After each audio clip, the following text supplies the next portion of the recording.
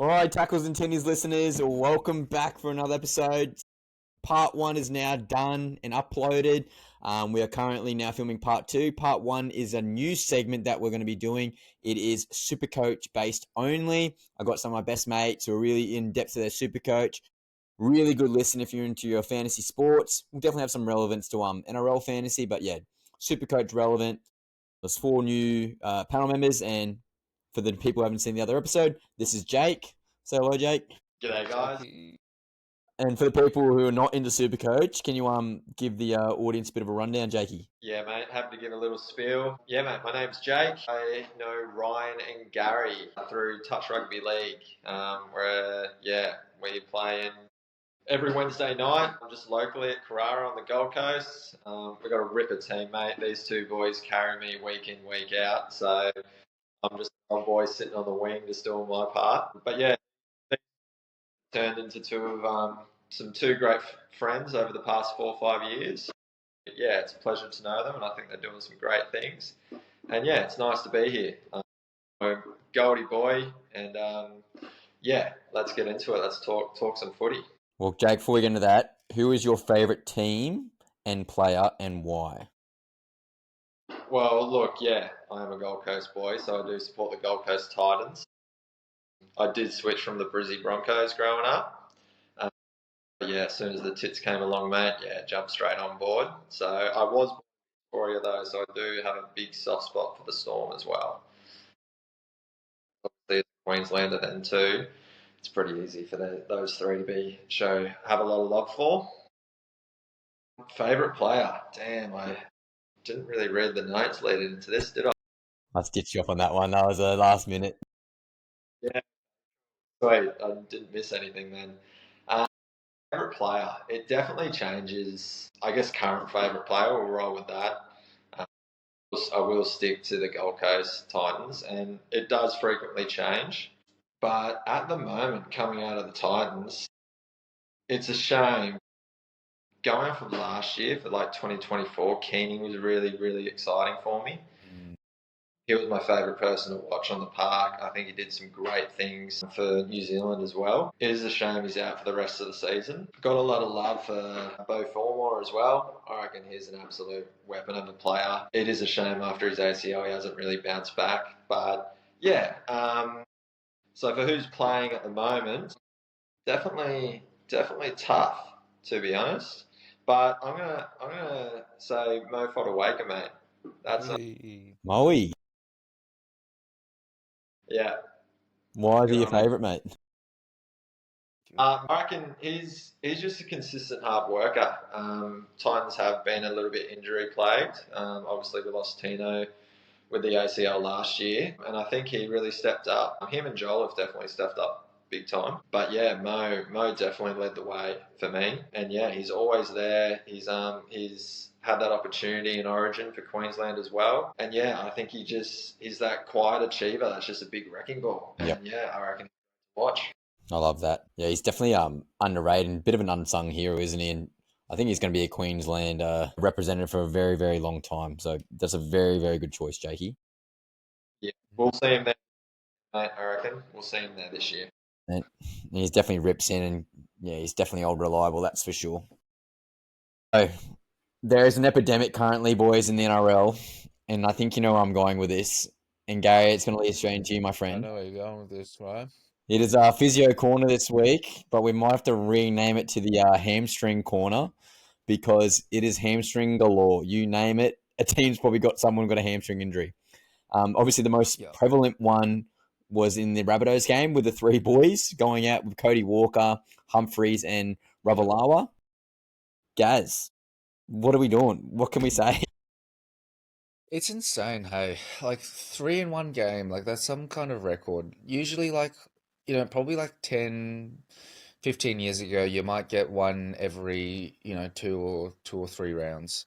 And it seems like just then compared to now it's like, against with the Rabbitohs, 3 in one game.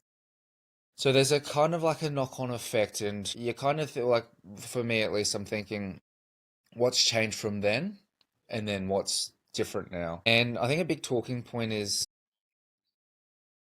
loading, or like, at least like the intensity of the sports. I feel like that's played a massive part. It's gone quite, you know, I guess back in the day, I never thought I'd say that, but back in the day, the game was probably not as quick. I think players these days have evolved.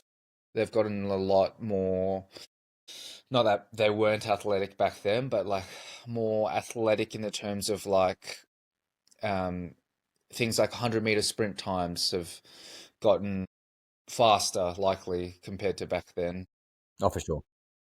Wingers' abilities to like jump and catch a ball, to score a try. You know, you see these days scoring for the wing or for the corner, doing those types of dives, and I think NRL players these days are expected to do a lot more, which can be one of the factors of hamstring injuries and strains. I'd agree with definitely there, Gary. The game's definitely sped up. One huge thing that I think is most likely having a great effect on the players is the six again rule. Our game, well, not our game, but rugby league as a sport, as a game, has moulded now to that constant speed. They want more game time out there for viewers.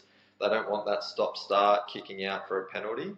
And I truly believe that's been a huge factor. Players aren't getting as much rest out there and finding those little opportunities, and they're consistently running. They're moving all over the park. Their meters would just be going up and up and up. And yeah, I would probably how the game's changed in terms of speed. I would really put a lot of it towards the six again. Mm. Yeah, like the speed, it's gotten quicker. It's like back then it would be a penalty, and then you take a bit of time, you kick it out, and then you kind of go from there. Whereas now it's like you don't have that pause, you don't have that break, and yeah, just injuries can happen just from minutes played or like minutes at a higher intensity. I feel like that's definitely one of the factors. What about like just the sheer size of the players? Because obviously they're, as you mentioned, they're bigger, they're faster, they're stronger. But Makes what about sense. the bulk and the weight of the players? Like, there's not many guys hanging around 80 kilos out there. They're all going to be high 80s or up to 120 for some of those big boppers. Obviously, with the sheer loading, the training, the weights, everything else in between. Obviously, it's going to help them build the muscle, as we've spoken about in previous weeks, to help mitigate some of those factors. But surely the sheer bulk on some of these big boys, even like Jamie Humphries, so he's projected out 4 to 5 weeks according to NRL Physio. But he's a unit. Like, he's stocky as, like, thick ass legs, size of tree trunks. Ravalawa, another big bopper. Yeah, like, do you think the bulk plays a factor or not really? Not really. Not really. So most people, so the number one like risk factor for a hamstring injury is a previous hamstring injury. So like, let's say Jamie Humphries, I don't know how old he is, like 20, in his late 20s, I'd imagine, mid to late Really? 20s. He's young as. I'll look it up though. Keep going. Yeah, yeah. So let's say if he first played juniors like when he was, under 12s, 13, 14, 15, right? If he had like a hamstring injury then, whether it be a strain, partial tear, that type of thing, the re-injury rate for him or the risk of further injury later down the track is already like significantly higher. So it'd be interesting, like, we got to get him on the podcast, Ryan. Jamie Humphries, if he's listening. But like, it'd be interesting to ask like his previous medical history, like if he previously had a hamstring strain or injury, and just to delve into that side of like this is my physio hat on, but like to Yep. delve into that side of things. Yep. So I looked him up. He's 23 years old. So he's very young. Very, very. Yeah. Yeah. So, because like now that if let's say using him as an example, now that he's had an hamstring injury, the risk for him now is increased further. So like, let's say down the track in 1, 2, 3, 4 years time, when he's out there, and again, this ties back into like the evolution of the game. It's likely the game's going to go faster. I don't know how it's going to go faster, but so then it's like the risk down the track is likely to go even greater. And I think there's a bit of an association in the last couple of years because the injury rate, especially for hamstrings, I think if you look at the hamstrings injury rate over the last couple of years, that's gotten higher and higher, and it rolls over into the next season as well. Yeah, really interesting to note. And obviously, we had Adam Reynolds come off with a bit of a complaint, but he has been named, but could be a late scratching. And if I was the Broncos, just give him a rest. You got enough depth there now that you don't have to worry about that. And against sort of the team they're sort of playing in, the Roosters, I think they have the luxury of giving him another spell.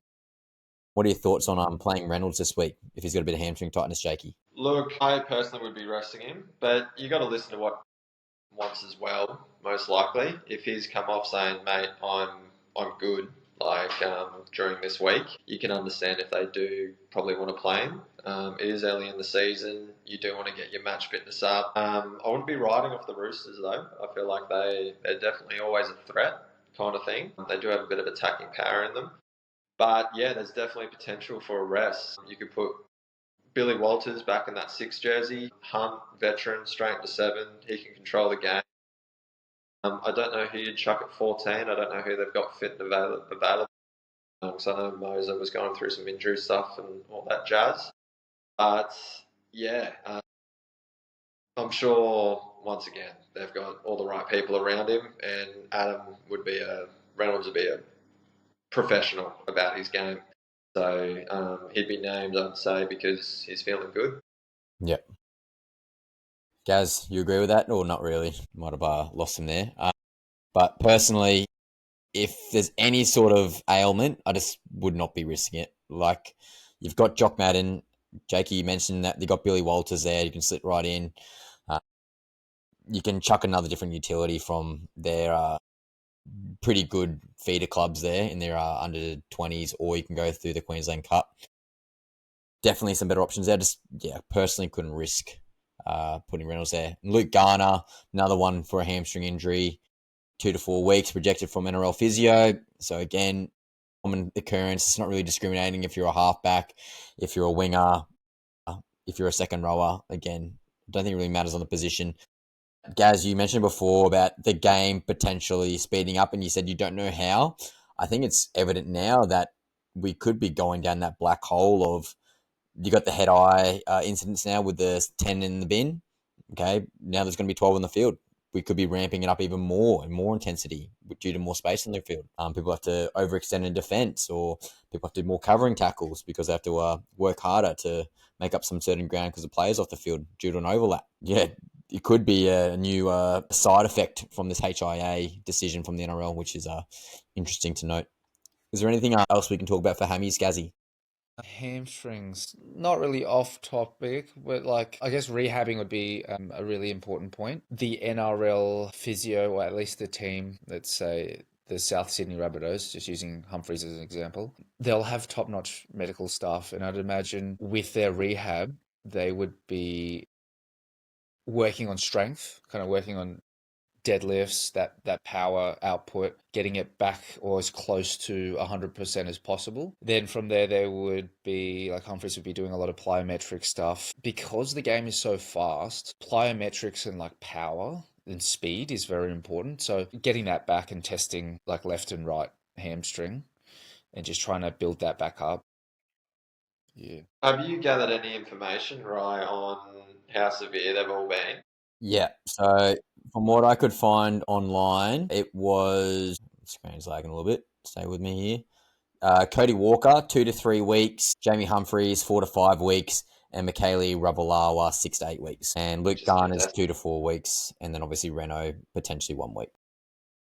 So it's like low grade strains. If you had to rate gradings, is usually 3. There's grade 1, 2, and 3.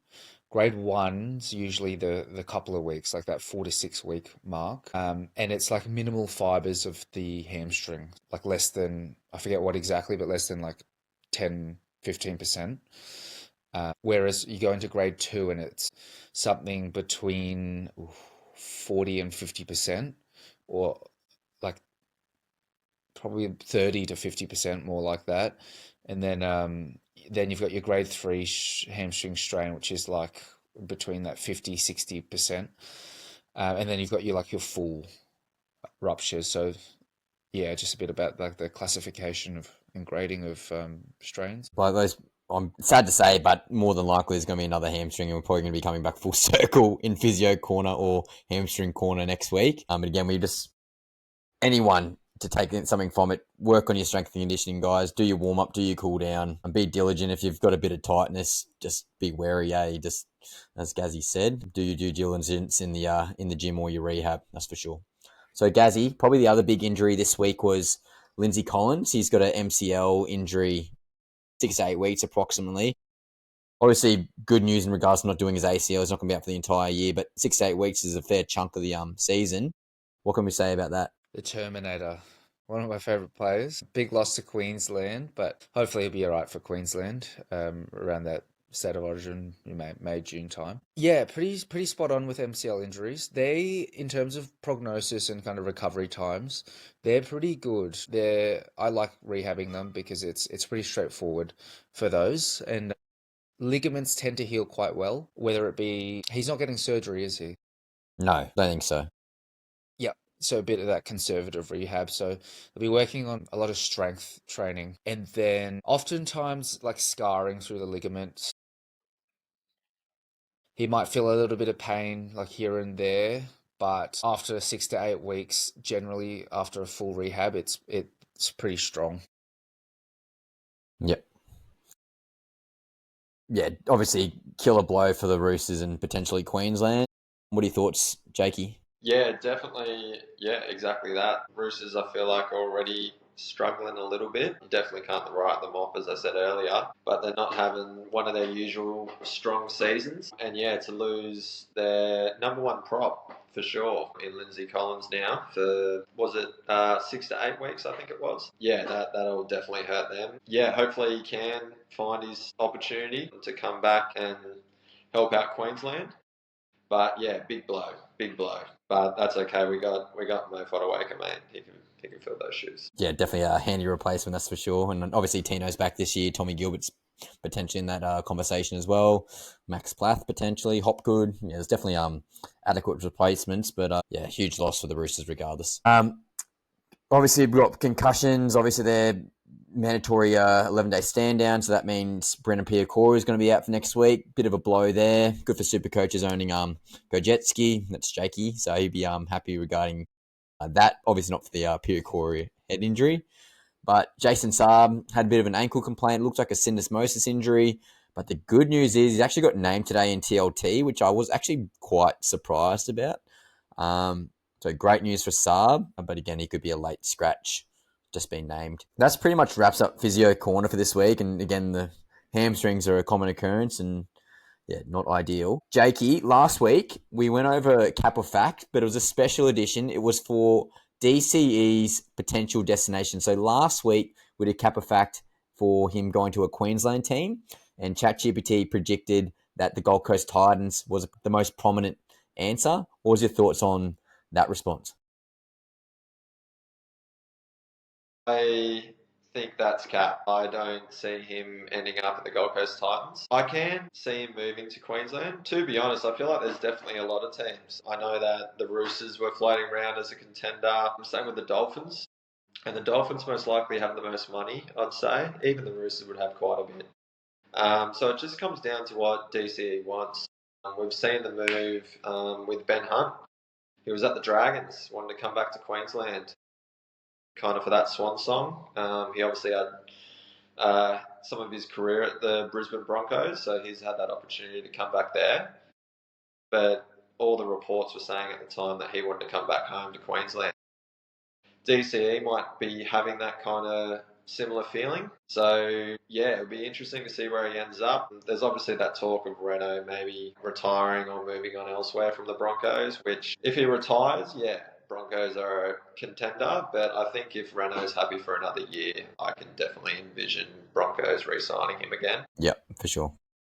Yeah, to be honest, I could see him at the Finns because I believe he's a Redcliffe boy. I do like the Redcliffe shout, and I'd like to see him go back to his original origins. But yeah, I don't know. I think he wants to go to a more winning team. I'm not saying the Dolphins aren't there yet, but does Daly Cherry Evans put them in that contention for a top 4 spot? Because really, if you're not in the top 4, you're probably not going to win the championship.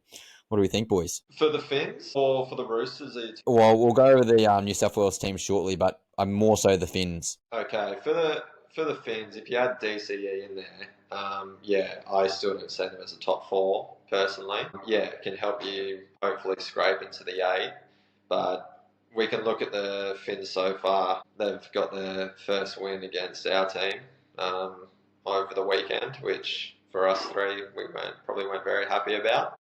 Very rough. But yeah, like not to discredit the Finns, I reckon they don't have a terrible roster at all. They've got a good team, and even having Gilbert back this year, I reckon he's an absolute workhorse and a weapon. I really like Plath. I think JMK at Puka, he's very good, I think, as well. Hammer's full of speed. Herbie's full of speed. You got a Sarko who can pull out some magic moments. Got a great kick on him for converting. So across the park, yeah, like there's plenty of good at the Finns, and DCE could bring so much to them, especially to help out Katoa and guide him in his early days. But yeah, it all comes down to what he wants. Does he want to really push for that premiership, or does he want to come back home? But if he was pushing for that premiership, to be honest, I think maybe staying at Manly isn't a bad shout for him, but he's obviously shut that door. All right, well, let's get straight into it then. So this is Capifact ChatGPT New South Wales edition. So ChatGPT's first contender is the Sydney Roosters. ChatGPT says White fits the Roosters thrive on signing veterans with championship pedigree, and DC is exactly that. With Luke Cleary obviously retired last year, they're looking for a calm head to pair with Sam Walker or cover if Walker doesn't bounce back clean from injury. Robinson's system values structure, and DCE would complement their powerhouse forward pack and strike outside back. What's been said, so we haven't discussed it, but I'd say we'll get to that when we get to more of that from Trent Robinson. That's a classic Roosters move. It's quite of interest. It's a backloaded deal potentially, so the money could be there. They got a war chest of money from all those players who didn't go there last year, such as who left this year, from Suoli'i, from JWH, from Manu. Definitely a potential fit. What do we think, boys? So, was that a Daly Cherry Evans to whereabouts? The Roosters. To the Roosters. That's contender number 1. Okay. Very likely. Yeah, I could see that happening. Well, it's like, does Cherry Evans want to move to? I feel like coming back to the Gold Coast, but a lot of players do end up finishing their careers, in Queensland because much warmer climate, beaches, that type of thing, the quality of life. So if like Cherry Evans, it depends on his family and things like that. Yeah, wouldn't be bad at the Roosters. Wouldn't be bad. What do you think, Jake? Yeah, I agree definitely with ChatGPT. It knows what it's talking about, definitely. Yeah, there'd be a lot of talk there from his manager with the Roosters. Yeah, they've got a lot of money. They could easily put Sam Walker back at 6 as well. Sandon Smith could go back to that 14 for another year or two. They're losing Brandon Smith. I know they're bringing in Reece Robson. So then you've also got Connor Watson fighting for that 14 as well. I reckon it'd be starting lock, mate. Yeah, well, you got that starting lock. So, yeah, there's definitely like a few different position shuffles that could easily happen. That wouldn't be a bad thing for the Roosters. And, yeah, DCE would immediately put them into that high contention again. He would be an absolute asset to the Roosters. And, yeah, imagine a Teddy, Connor Watson, Reece Robson, Sam Walker spine. That is spicy. That's really spicy. So it could definitely. That's actually a good shout. ChatGPT might be onto that. Contender number 2, St. George Illawarra Dragons. So why it fits. Shane Flanagan is trying to revamp a fragile culture and would value DC's experience. The Dragons lack a natural long-term halfback, while they have the youth of their 2 boys currently in Flanagan and Ilias. None have proven their game managers or consistency yet. DC offers a bridge. He starts the mentor, maybe put them to the next level and guides them through a potential bridging to a rebuild. What do we think about him going to the Dragons? Highly potential again. actually. I hadn't even considered the Dragons. But yeah, Ilias and Flano, Kyle that is, could easily be fighting. I could always envision Kyle's definitely a more natural 5'8", I feel, over Ilias. Ilias is definitely more natural halfback. Ilias probably most likely drops out. DCE straight into that team. I don't know about that experience call, maybe in the halves, but they've just recently signed up Holmes and Gutho. And So Cook. they've got that experience there. But yeah, DCE would definitely add value. But you would have three, I guess, older boys there though. So trying to control that park, especially between Gutho and DCE. But they would have a lot of talk and they would have a lot of control over that team. And we've seen kind of the strong start from the Brisbane Broncos with Ben Hunt in 6 and Adam Reynolds in 7, two experienced playmakers who would obviously be controlling the game, and they've worked really well so far. So it could definitely work. What do you reckon, Gaz? Yeah, I reckon it'd be great. Dragons really rebuilding after, all the new signings. DCE going to Dragons. I think not only the Dragons, he's a great asset to any team. He's got such like a wealth of experience. So even if it's just like sharing the experiences to the younger boys as well, yeah, invaluable. I think if you put DC in the team of today for the Dragons, top 4, is that fair call? No, not for me. Not when you compare. I'd say top 8, but I wouldn't. Adding DCE, I don't know if I'd put them top 4. Like Dogs are doing really well, obviously, and you've got Storm and Broncos. I think, yeah, Broncos have so much potential to grow as well. So um, there's kind of 3 givens, and then you've got competition between the Sharks, who not going as good as I think everyone was expecting from them this year. You look at the lineup with that addition of AFB. I think everyone's expecting a bit more out of the Sharkies. But even the Penrith Panthers, they've not say fallen off a cliff, but they're definitely not the Penrith Panthers that everyone has known over the past 4 or 5 years. But who knows? They could come flying back up as well. So I wouldn't put St George in the top 4 if DCE goes there, but top 8 would be, yeah, could be almost a given. I honestly look at their team on paper, and again, paper is not everything, but you put a top 3 halfback into that team, they've pretty much got guns in every other position. And if Gutho's playing the way he is, you've got 2 really good hookers. Flanagan will be quite complimentary, I think, to DCE's game. And their outside backs obviously speak for themselves. They're electric as it is. And they've always got pretty good back rowers in Luciane Leilua and Jaden Sewer. I just think across the park, with Flanagan's coaching and DCE and Gutho and Cookie's leadership across the park, I think it does put them over the top. As you said, Jake, potentially not top 4, but definitely top 6. And I wouldn't be surprised in a final series if they got to a prelim with that squad. So Roosters, Dragons, 2 great fits for them. And again, that's a common theme. But this could be the best one of them all. ChatGPT predicts the Canterbury Bulldogs as a 3rd contender.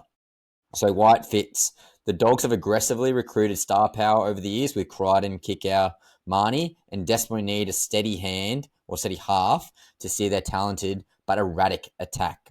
With Burden out and Sexton inconsistent, much better this year. We'll give them some slack there. DC would give them a professional organiser to unlock their spine. Gus Gould loves a statement signing, and this would be a headline material. And the buzz around this, DC at Belmore equals mentorship for Sexton, plus immediate respect from the locker room. What do we think about the Bulldogs shout? I think the doggies are going to get very excited listening to that one, right? Yeah, wow. If it happens, that would be pretty good. I mean, to add to Critter, who else is there? Marnie, Burden, Kickow. Burden, Kickow. Yeah, that would be an unstoppable team. I do really like that. Yeah, they would go really well. Well, they're doing really well this season so far. 5 from 5. Well, technically, So if yeah. he was to go Plus the bias of 6 straight from in, 6. yeah, like if he was to go straight in this season, I reckon they could go all the way Well, what would you theoretically. Jake, what would you give a letter grading for Sexton? A letter grading. If Cleary's an A+, where is Sexton? Well, if we're looking at this year and his current form, mate, B plus, A minus. It's hard to fault the bloke kind of thing at the moment. He goes probably a bit under the radar, but he does his job, and it's showing, especially with Burton out at the moment. Bailey Haywood, I think, has done a real good job in 6 though. Just saying, just a little shout out to him. But yeah, doggies. I've heard the doggies suggestion of DCE going there, and yeah, I think he would slot straight in. But you'd be dropping Sexton, which it would definitely be an upgrade, obviously, and Sexton would get a great opportunity to learn from DCE. I don't know to what extent, obviously not being on the pitch with him, but maybe that mentorship through training and just being part of the squad, which I think would be so beneficial for Toby. But I get scarred from, I guess, I forget what year it was, but good old Neil for the Titans coach. I forget his full name now. Thank you. I thought the Titans had finally built and were in a fantastic spot under Neil Henry. And then we decided to change things up and we got rid of who was our winger, Dean. We let him go somewhere, made a play for Jared Hayne, and was going for all these superstars. When you were building a squad that was week in, week out, doing a good job, getting the little things right under their belt, you could see they were building, and you go for those changes. And if the Dogs are about to be, I know, plus a bye, six from 6 into the 2025 season, you've got Toby Sexton, who's obviously very young, Burton, who's quite young, and you've got Bailey as your backup. It's why kind of chase it, depending on how much money they have. Dogs are doing really good. Just keep doing what you're doing. Don't worry about DCE. Let him go elsewhere and make it 7 from 7 when you beat him again in a match. So I don't know if the Dogs need him. Yeah, it's almost like it's a unnecessary upgrade, as you just pretty much mentioned, with the culture, what they're building. But hey, he's a bloody good player, and I think his kicking game, yes, Sexton is good, but he's also a B-rated halfback. DCE is an A. So that could be the difference between going to a prelim and going to a grand final. Yeah. That's my logic. And imagine DCE having another back spasm and Toby Sexton's your backup 7. So who's done it? So at the same time, it could be a fantastic play. So it all comes down to that cap space as well, obviously. But yeah, it's 100% an upgrade if they do get him, though. There's no doubt about it. So out of those 3 teams for the New South Wales edition or Cap and Fact boys, who do we think? Roosters, Doggies, or who was my third one? Dragons. Yeah, Dragons, sorry. Dragons, Roosters, Dogs. Who do we think? I think Roosters. Why? Quick 20-second spiel. Because I think they're out of all the teams, I think they're struggling the most. I think the Dragons are looking better than the Roosters at the moment. I think the Roosters have lost a lot of experience with JWH, not only in the halves with Kiri, they lost Manu, they lost Joseph Suoliti, they lost the superstar signing in David Fafita, who obviously decided to stay with the Gold Coast. They'll have the money. Bondi would obviously be a great place to live. Everyone seems to go there. Cronk, you can see what he did when he left the Storm and went there. DCE coming from Manly, another strong club. Rivalry with that Storm grand final kind of history there as well. Could do the exact same thing in a way. Go to Roosters and really put his stamp on it and try and see if he can win a ring with the Roosters. Yep, love that. Gaz, opinion? Yeah, I reckon you should come to the Tari Ferraris. Join us up in the coast. Well, we don't like 2 subs, boys. Yeah, I'm sure he's got a spot on the team. I think now that Jake's said it, and yeah, I reckon Roosters, and pretty much because Jake explained it very eloquently. Yeah, Roosters with a cap space. Bondi being such a beautiful area, Sydney, and probably not too far for Cherry as well to move. True. Good point. Yeah, Roosters. Might have to do a full uproar of his entire life. So yeah, that's actually a good shout. Head says Roosters. Heart says Dragons. I love the Dragons fit. They have a desperate need for a half upgrade. He fits way better there, in my opinion. The Sam Walker DCE fit, very dominant halves. Don't know how that would go. I do like the fit at the Dragons, and I think he would just absolutely fit in perfectly to what they're trying to be building. But yeah, I think that Roosters pedigree, as you mentioned with the Cooper Cronk example, rings a bell. And I've heard mumblings for a long time. Joey Manu's ready to come back as soon as he got his bag overseas in Japanese rugby. So imagine a Joey Manu DCE halves combination potentially. That sounds quite terrifying. Yeah, so again, time will tell. I also would like to mention last week we didn't talk about with the Titans, the Des Hasler connection potentially could be an influence. So definitely watch this space. I think maybe we'll have our final segment for the time being next week. We'll bring all the teams together and we'll have one final showdown, and maybe we'll chuck a poll up in the comments for you guys to give us a rating out of those 6 teams, or we'll chuck another one in there and see if you guys think someone differently. But yeah, would love to hear you guys' thoughts and opinions regarding the DCE landing spot for 2026. I can see a one song there. 2026 Titans win grand final with Des Hasler as coach and Kieran Foran back in the 6th jersey with his halfback DCE. That trio. So Imagine. That's Yes, Jake, spicy as I let's forgot about go. Kieran Foran. That's Let's crazy. you want to write a book and you want to put it down, it's like that fairy tale stuff. So yeah, but I'd happily take him at the Gold Coast Titans DCE, but I just don't see it happening. I agree with you, Ryan, with that. He could definitely slot in at the Dragons really, really well as well. I really like that suggestion there. I hadn't even thought of that one, to be honest. I'd heard the Finns, I'd heard the Roosters, and I'd heard the Dogs. And yeah, I hope the Dogs just dismiss it, as I said, for how good they're going. And if they do that and the Roosters are keen, I can envision the Roosters getting him. Yeah. So that was I think they're definitely overdue to hit their target, as we mentioned a couple of other people. Obviously, Reece Robinson's a great get, but losing out on Dave Fafita, I think that was a bit of a shock to their system a little bit. Obviously, they backtracked. But yeah, Roosters definitely a hot contender. But guys, we definitely want to hear your opinion next week in the comment section. So please put your suggestions in the poll, what I'll create in the podcast link. So, news around the ground, boys. So, Troll Mitt's back. Great to hear. But Latrell's Mitchell media silence. So, South Sydney's Rabbitohs star Latrell Mitchell has notably refrained from media engagements following his impactful return on the field. So, despite a significant role in the team's recent victory over the Sydney Roosters, Mitchell has chosen to maintain a low profile, a decision supported by the Rabbitohs management.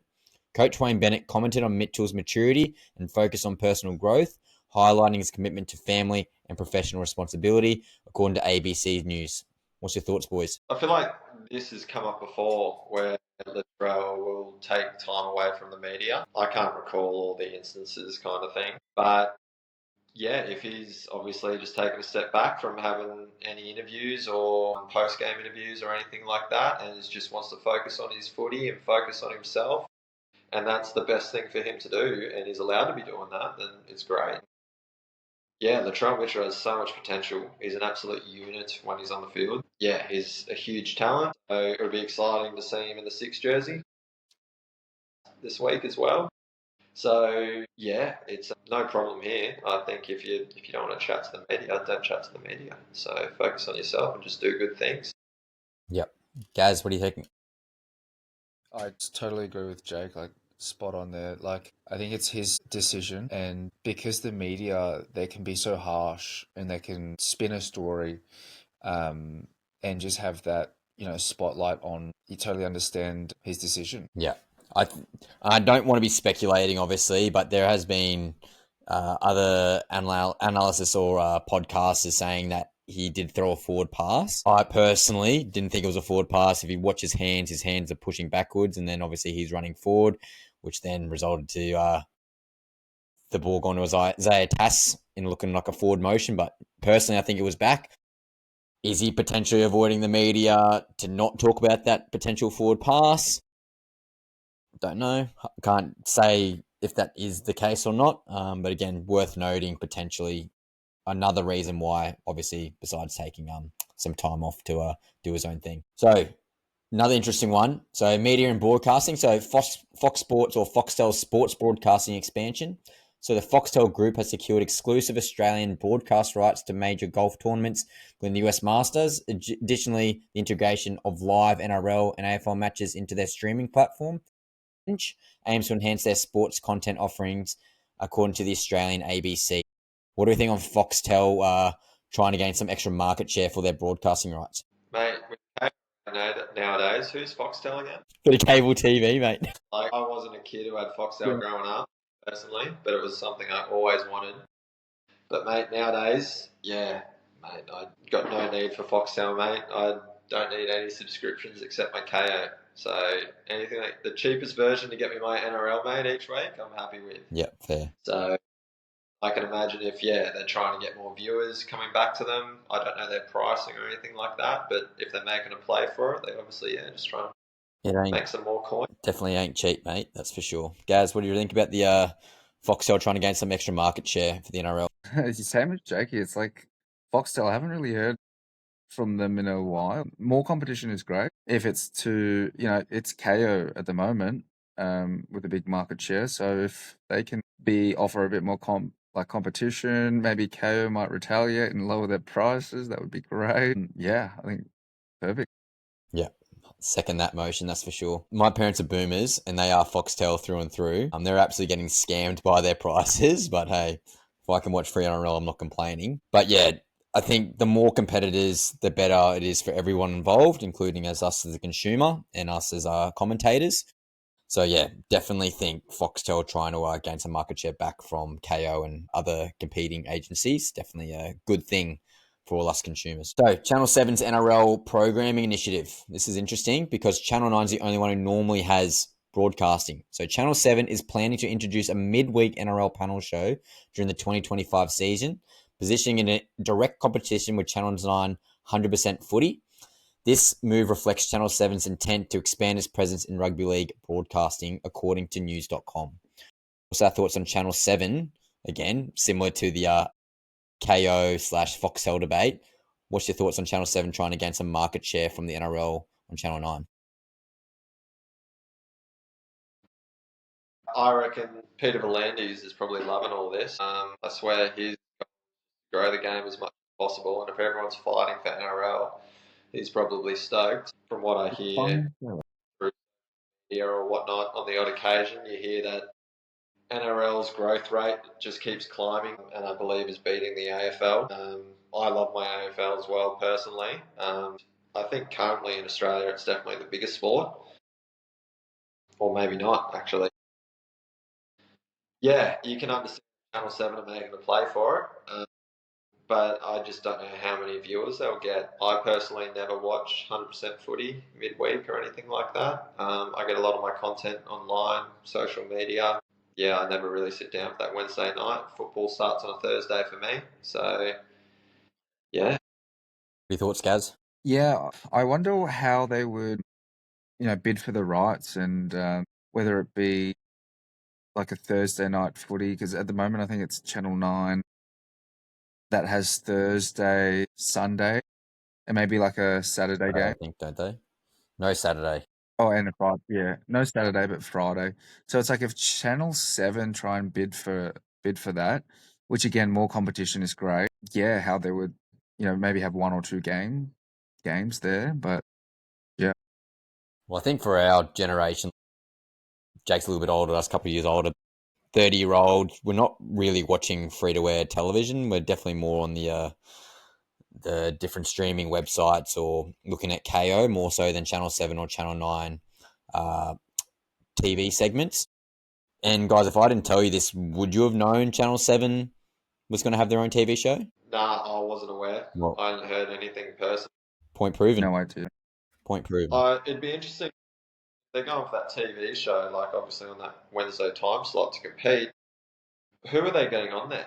It'd be interesting to know the contracts of every other coach, commentator, and ex-player, that's most likely locked in with Channel 9 or Fox already. What big names are you dragging over to 7 kind of thing as well? Whether you're stealing people, like kind of thing, or you have to find some other players in a different department. So yeah, it'd be yeah, very different, I think. So, but 7 have AFL, so it's interesting to see the thought pattern on it. It's kind of always 7's AFL, 9's AFL, KO's got the mix. Maybe 7's trying to ruffle some feathers potentially, but again, the more exposure equals more revenue equals more money for the players. More money for the players means they're probably not going to leave the NRL. So that's probably a good thing overall, obviously. So this is pretty interesting as well. So the revival of the NRL Ashes series. So Australia and England are in discussions to revive the historic Ashes series in 2025, making the first such series since 2003. This initiative aims to reignite one of league's most oldest rivals and enhance the international competition, particularly for Australia and England, according to ABC News. What's our thoughts, guys? I don't tend to watch too much international footy, personally. International footy is obviously always in the pre-season. After the grand final, it always starts to kick off like a month or a few weeks later or whatnot. Yeah, I'll catch the highlights and I'll get the team lists and I'll see a little bit of it, but I'm never really too fully invested. So with another Ashes remake between Australia and England, there's definitely no harm in doing it. I'm sure it's good for the game, but my interest levels in it just probably aren't that high, personally. Your thoughts, Gaz? Yeah, similar sentiments to Jake here. Not huge on the international game. So, yeah, would it fly? Maybe. Be good for the game, definitely. So, yeah, would be interesting. I'm on the other side to you guys. Feel so deprived. Obviously, it's such a long season and you got a bit of grand final fatigue. But when you do have a couple of weeks off, you're like, well, shit, the footy's over. What do I do? And then you get that all of a sudden, you get that random World Cup, or you got that Tri-Nation series, or the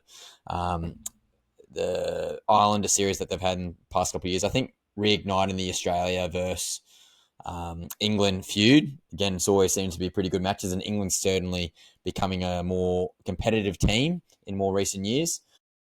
I think it's only good for the game, obviously. Again, the more footy we can put on the TV, the better. I do worry about the amount of games that the players are currently playing, which is definitely a concern for their longevity. And again, Hamstring Corner probably validates those claims. But yeah, the more footy, the better. And the more footy that they play, the more money that they get. And at the end of the day, that's probably what everyone wants in terms of the players actually playing. Now, this is probably the biggest one, and I left this one to last for a reason. And the reason why it's definitely in the news cycle currently, and boys, you might have heard this one before, but the Origin eligibility debate. So in recent discussions on the Six Tackles of Gus podcast, Phil Gould, prominent figure in the State of Origin history, advocated for revision for the current eligibility rules to better align with the evolving landscape of International Rugby League, according to 9.com. So the current eligibility rules are Tier 1 nations. So players representing Tier 1 countries, which are Australia, New Zealand, and England, are ineligible for State of Origin selection unless they have previously played for New South Wales or Queensland, according to the Daily Telegraph. Tier 2 nations, so players can participate in State of Origin while representing Tier 2 nations, e.g. Samoa and Tonga, if they meet the residency criteria such as residing in New South Wales or Queensland before their 13th birthday.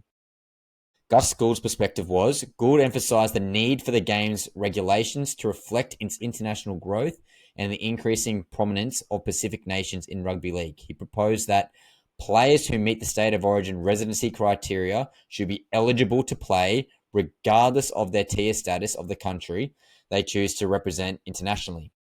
The distinction between Tier 1 and Tier 2 nations should be reconsidered, allowing players the freedom to represent their heritage nations without compromising their State of Origin eligibility. This discussion gains relevance in light of recent developments, such as the Payne Haas contemplating a switch to represent Samoa internationally, according to the Daily Telegraph. What do we think, boys? To digest and unpack here. Yeah, this is a huge one. I have heard of all this talk, obviously, about the changing up the eligibility rules and all that jazz. No idea where I stand. I have so many different thoughts that race through my head with it, and as soon as you start to play with it in a big way and lock it in, obviously, it's going to change the state of origin side of things dramatically. There's a lot of pros, there's a lot of cons.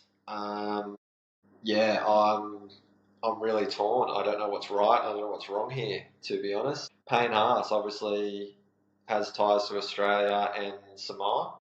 So, and you can't blame him for wanting to represent Samoa for sure. Like if that's his heritage, and that's where his parents are from or whatnot. So I'm not up to date with all that. But at this, like, you can totally understand that, and it would be a shame that New South Wales lose probably the greatest forward going around, full stop at the moment. And then yeah, they're depleting their roster a little Same bit. with Queensland, mate. Tino could go to Samoa as well. Yeah, exactly, and I think that's kind of the fun of it as well. It opens up the door then for a new player to come in. But then are we degrading what we're getting out of State of Origin? Because for me, and I don't know about you two, State of Origin I think is hands down the best part of the game. Oh, 100%.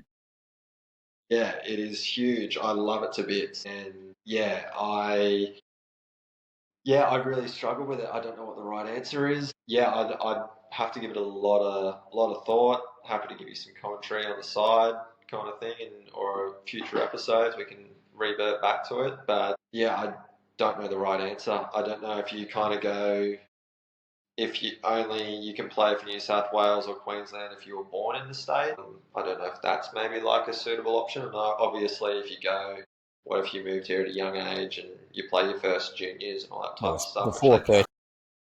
Yeah, they currently roll off, but there's obviously been a lot of controversy in the past as well. Like GI is one that comes to mind, where I hear a lot of Blues fans say he's a Welshman. He should have been on our team, and Queensland got in his ear, and he decided to pick Queensland. And I don't know the eligibility rules there again, and yeah, it gets really tough. But at the end of the day, GI chose Queensland.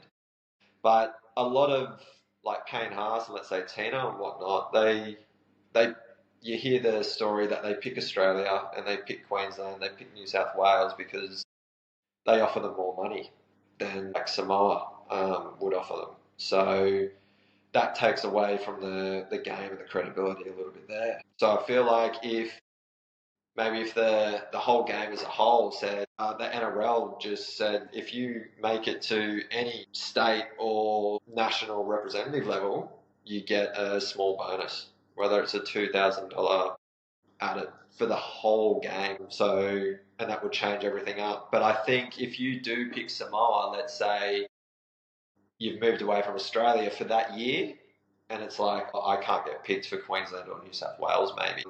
But it's like, are you allowed to go back? So it opens up so many conversations for it. I could talk about it for 24 hours, mate. There's a lot to discuss on it, and there's so many different opinions, and it's a very, very, very, very tough one in my opinion. Very insightful. I think the chopping and changing was one of the biggest things I took away from that. Definitely don't like the idea of chopping and changing between what's convenient. Like, oh, the second row positions look pretty stacked this year. I'm probably going to be better off going to Tonga instead of playing for Australia. Definitely not chopping and changing. Gaz, what's your thoughts before I rip in? Yeah. So I think it's important to have these like foundation kind of eligibility criteria and things like that, because then it's like I'm always thinking about like across the border. So it's probably for like people around the border where they're born in northern New South Wales or on the Gold Coast, like southern Queensland, and it's like then it's like, oh well, do I want to represent like the Seagulls just across the border, or do I want to play for the Burleigh Bears?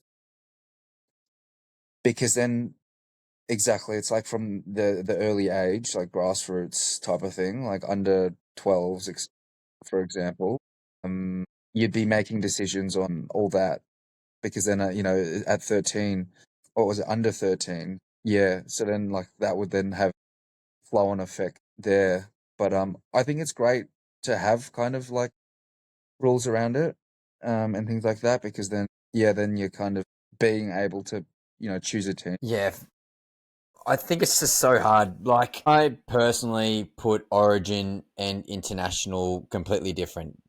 They're not one-to-one anymore in my eyes. I think Origin, if you want to play for Queensland, you want to play for New South Wales, that's sick. But if you also want to play for Samoa or Tonga, or you want to play for New Zealand, you want to play for England, go for it. Like Victor Radley, for example, did you boys know he was actually born in Australia? Mm. Yep. So he's born in Australia, but since he's playing for a Tier 1 nation in England, he cannot play for Origin, which is stupid because you got some of these Islander boys who were not born in Australia, but they play for a Tier 2 nation, are eligible. He's been in Australia for longer. He's been ingrained into Australian culture for a lot longer. And if that's the argument of, well, we want true Australians being in Origin, well, where's that work at then? Like, you got guys like that who are getting disadvantaged. Ronnie Mulatalo a couple of years ago when we were decimated of outside backs, Mulatalo was a hot shot getting in for Origin. He played for the bloody under-20 Queensland team. And then the eligibility rule pipped him. Couldn't play in the first grade level.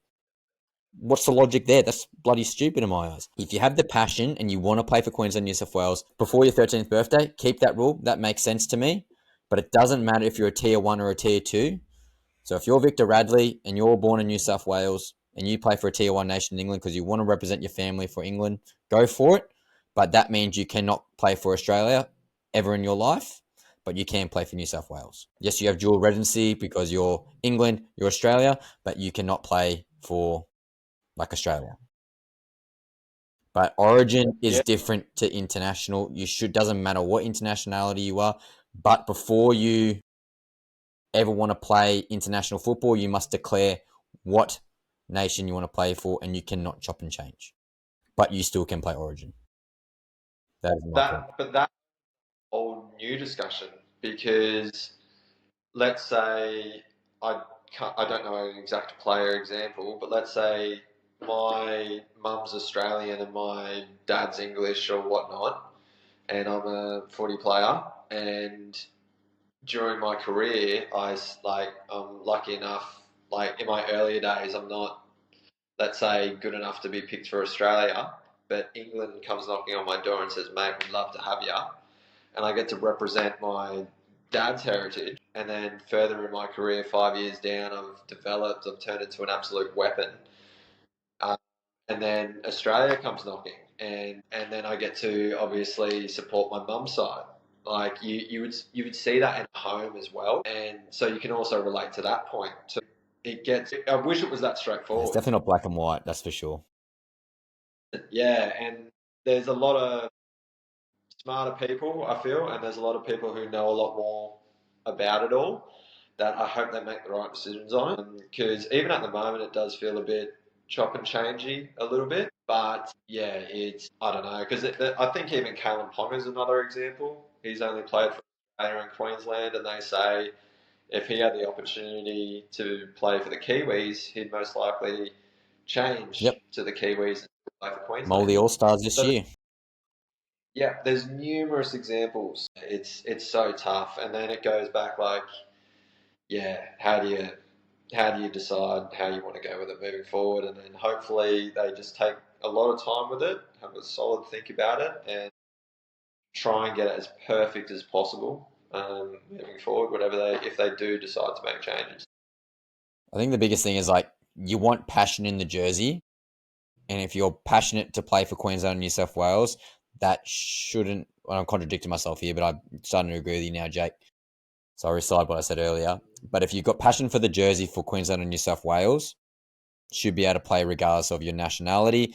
And if you have one parent who's Australian, the other one's from Tonga, you should be able to choose both, depending on where you are in your life. Later on in your career, like you might want to play for Tonga, or later in your career, you might want to play for Tonga. It doesn't necessarily matter. If I was born in New South Wales, lived there till I was 12, moved to Queensland when I was 13, mum's from Sydney, dad's from Brisbane, one goes for Queensland, one goes for Blues, exact same scenario.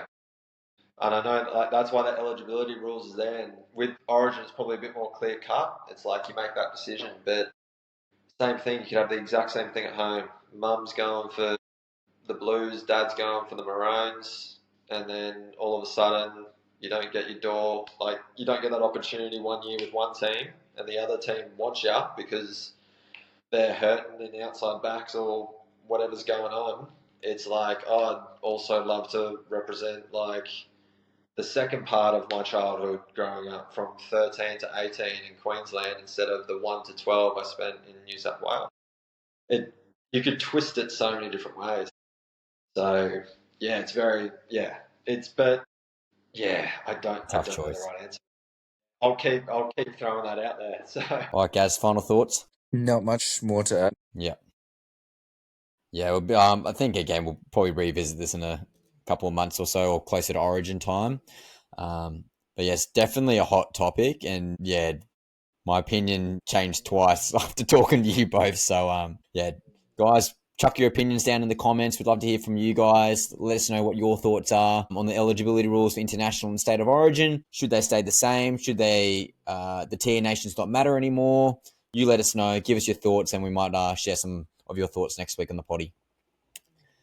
So, cap or fact, round 5 review. So the Canberra Raiders versus Sharks. ChatGPT predicted that the Sharks would win 26-16, and that was cap.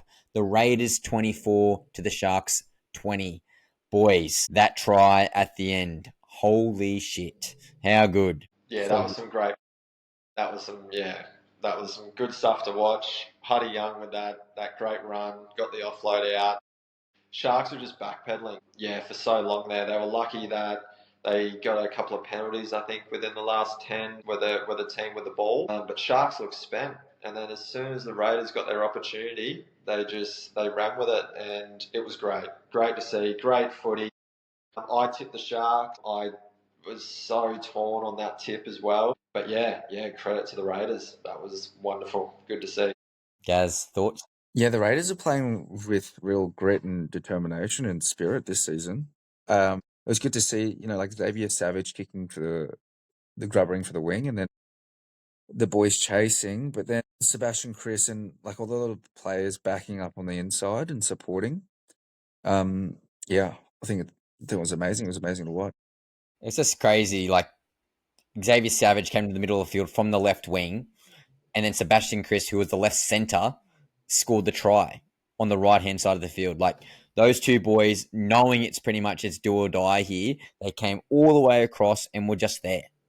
Obviously, Savage with the great kick, but Sebastian Chris had no right to be there. And that's I think it's kudos to Sebastian Chris this year. He's been absolutely unreal and definitely a player to watch in the coming weeks. He's definitely been one of their best, that's for sure. I thought KO Weeks had a much better game. Obviously, the boys have been peppering him with those high balls, but it's good to see Ricky Stewart showing a lot of faith in them. Obviously, Chevy Stewart's there in reserve grade, looking to bite it at his heels, trying to get a crack. But yeah, KO Weeks obviously showed some really good signs this week, and obviously gave that match-winning assist to Seb Chris as well. Really important to note. Sebastian Chris was quoted at the end of the game. It was a team effort. We never gave up, and it paid off in the end. And again, that's that do or die mentality. I think Ricky Stewart's celebration on the sideline was a true testament to the Raiders' grit then. So the next game was Panthers versus Cowboys. ChatGPT predicted the Panthers 30, the Cowboys 14. The actual result was Cowboys 22, the Panthers 18. That was cap. Boys, again, another sort of upset, I guess you could say. The Panthers sort of gave everything at him. I thought Robert Derby was going to run the field and score that try, but Casey McLean, bloody hell, he's got some speed on him. What do we think, boys?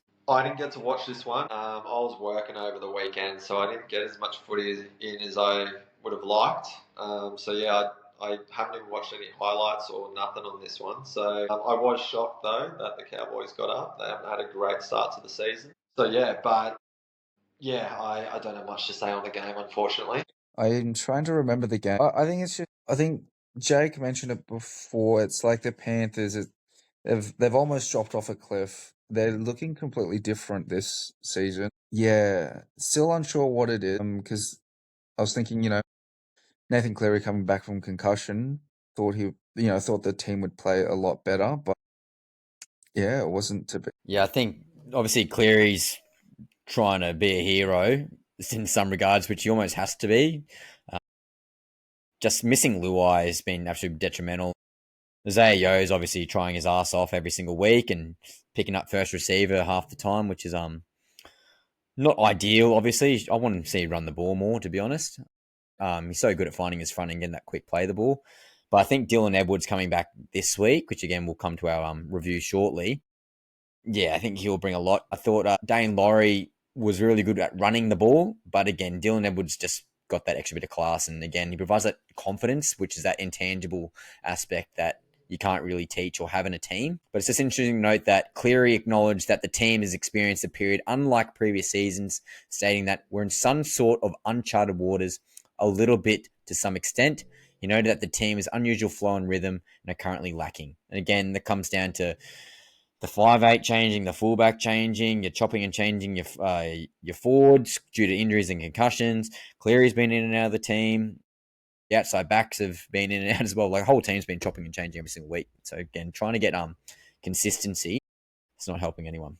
Next game, Roosters versus Rabbitohs. So ChatGPT predicted the Roosters 22 to the Rabbitohs 18, and the result was cap is Rabbitohs 20 to the Roosters 14. We mentioned before, boys, with Hamstring Corner, 3 hamstrings in one game. Absolutely wild. What do we think? I'm in the same boat with this one. I didn't see any of the hamstring injuries happen, but I did see, I think, probably the last 10 to 15 minutes of the game. Yeah, crazy that they copped 3. Yeah, wild. I was like, where's Jamie? Where's Cody? When I started watching it. So yeah, it's going to hurt the Rabbits definitely a bit. But looking at their team list lineup for this week, with Sullivan and Trell in the halves, they've managed to do okay. And Ewan Aitken's back in the centres, so somehow managed to put together still a solid squad, in my opinion. Yeah, credit to them to get the win over the Roosters. I know that controversial pass from Trell at the end there. In terms of my opinion on it, I'd love an actual rule change, to be honest, to throw out a controversial take. I think the current rule sits. I mentioned this on the odd occasion to friends and family. Open up a discussion, bit of a debate. I think the current rule stands that the ball mustn't travel forward, obviously to constitute a forward pass. Change the rule to the ball must travel backwards. You'd remove a lot of flat pass, those 50-50s, and then it'd be a lot easier for the refs and the officiation to make a decision on them. And you won't get as many tries out of the game, though. So I can't imagine the NRL ever going down that path. Makes sense what you're saying, but yeah, I get it.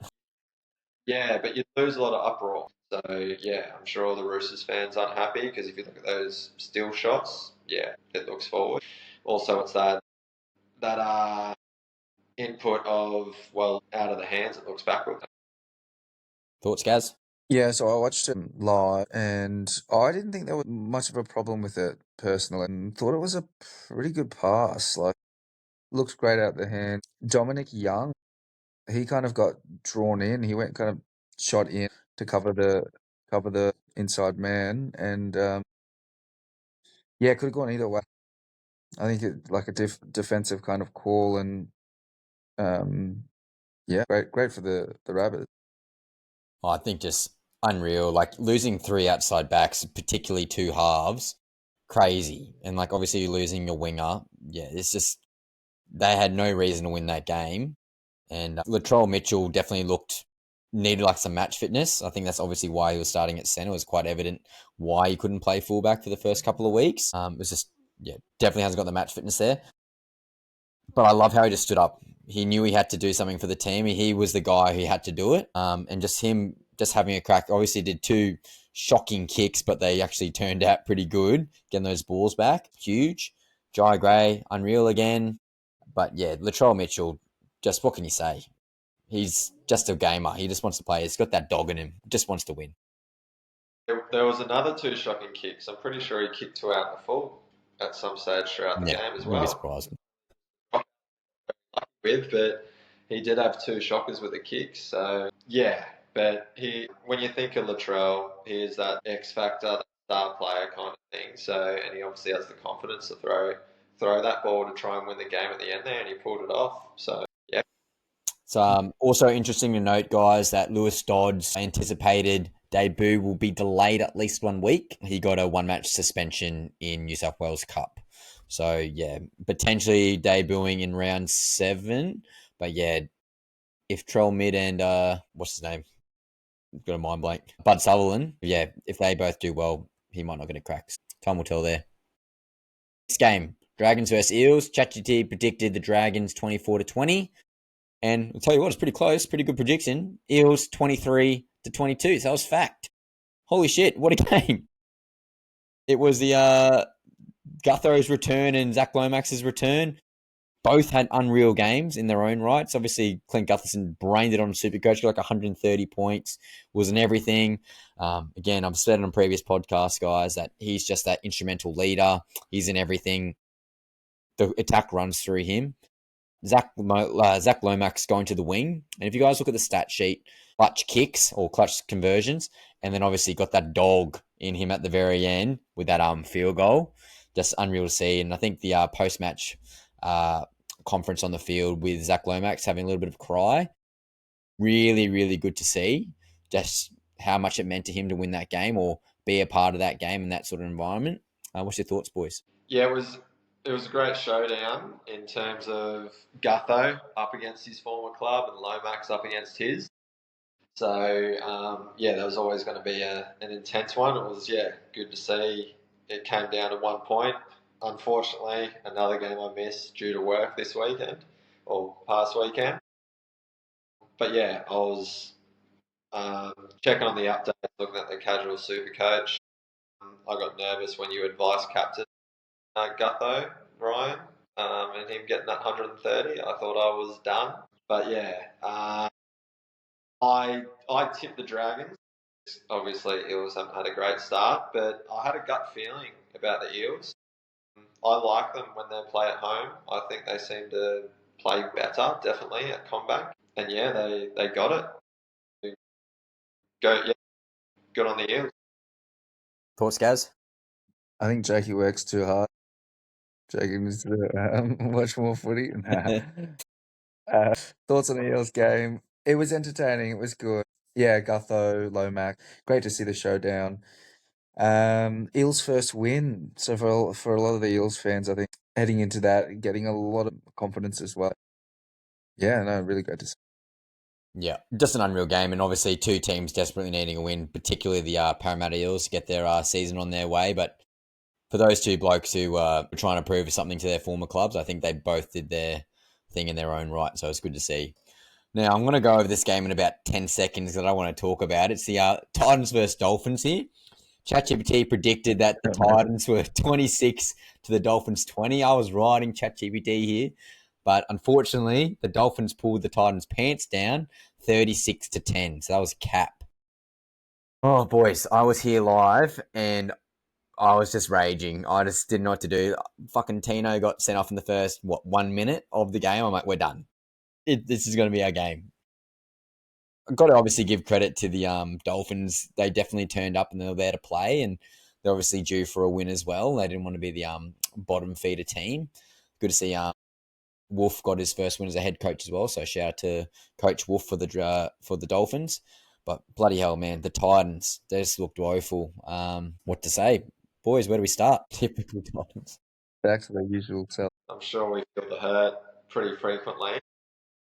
Trust us to lose due to the Eels win. I heard on the commentary that Dolphins were sitting last at the time as they beat us. So yeah, it's a shame. I really like the idea of when you're at home, you want to build that fortress. And I've heard, I think even AJ come out and say that in the past as well. So yeah, when it is that home game, it's a Queensland derby from blokes up the road. Yeah, it's definitely disappointing that the boys lost. Thoughts, Gaz?